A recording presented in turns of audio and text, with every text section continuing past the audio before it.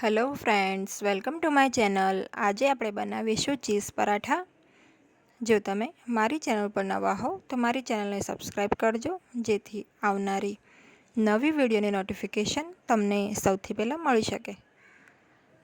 તો ચાલો આપણે રેસીપી સ્ટાર્ટ કરીશું। અહીંયા આપણે નોર્મલ રોટલીનો જે આપણે લોટ બાંધીએ છીએ એ પ્રમાણે લોટ બાંધવાનો છે, અને એમાંથી આપણે એક અહીંયા લુઓ મેં લીધો છે। હવે એની પાતળી રોટલી વણી લેવાની છે। ત્યારબાદ રોટલીની ઉપર આપણે એક ઘીનું લેયર કરીશું, એટલે કે ઘી ચોપડી દઈશું। ઘી ચોપડ્યા બાદ આપણે ચીલી ફ્લેક્સ આ રીતે રોટલી પર સ્પ્રિંકલ કરવાના છે।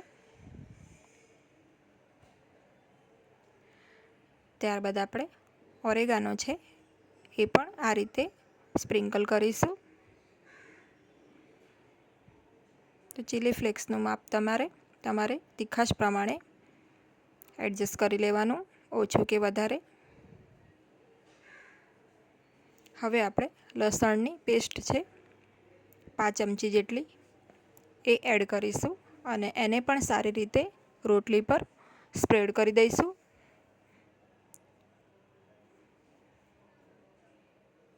તો સરખી રીતે આ રીતે લસણની પેસ્ટ આપણે સ્પ્રેડ કરી દેવાની છે।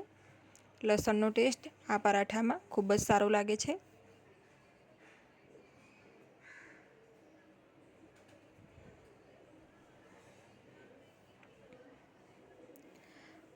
તો જો તમે લસણ ના ખાતા હો તો તમારે એને સ્કીપ કરી દેવાનું।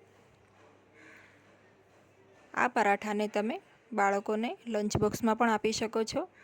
એકદમ ઇઝી છે અને ફટાફટ બની જાય છે। તો હવે આપણે આની પર ચીઝની સ્લાઇસ એડ કરીશું। તો એક આ રીતે ચીઝની સ્લાઇસ લઈને કોર્નર ઉપર આપણે એને સેટ કરવાની છે।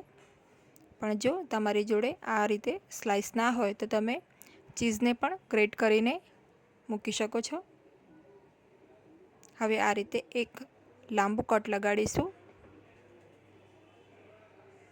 હવે આપણે આને ફોલ્ડ કરીશું।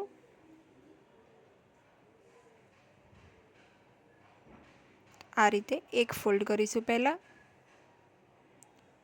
હવે બીજો ફોલ્ડ કરીશું। હવે આ જે વધેલો ભાગ છે એને ઉપર આ રીતે ફોલ્ડ કરી દઈશું। હવે લોટનું થોડું અટામણ લઈને હળવા હાથે આને વણી લઈશું।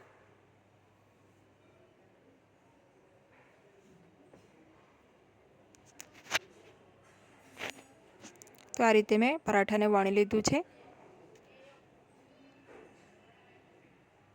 હવે આપણે તવી ગરમ કરીશું, થોડું બટર લગાડીશું અને પરાઠાને લો ફ્લેમ ઉપર શેકી લઈશું।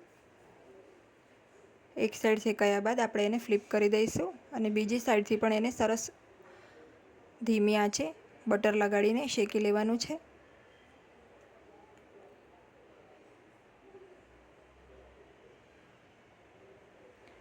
તો બંને સાઈડ આપણે આ રીતે પરાઠાને ઘી લગાડીને શેકી લઈશું।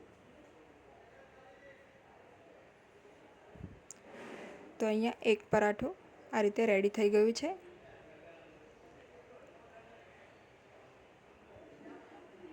તો એકદમ ઇઝી રેસીપી છે, ફટાફટ બની જાય છે। તમે એક વખત આ રેસીપી ચોક્કસ ટ્રાય કરજો। તો રેડી છે આપણા ચીઝ પરાઠા। આને તમે સોસ અથવા તો અથાણા સાથે પણ સર્વ કરી શકો છો। તો જો તમને આજની મારી આ રેસીપી ગમી હોય તો વિડીયોને લાઈક અને શેર કરજો, અને મારી ચેનલને સબસ્ક્રાઈબ કરજો। Thanks for watching.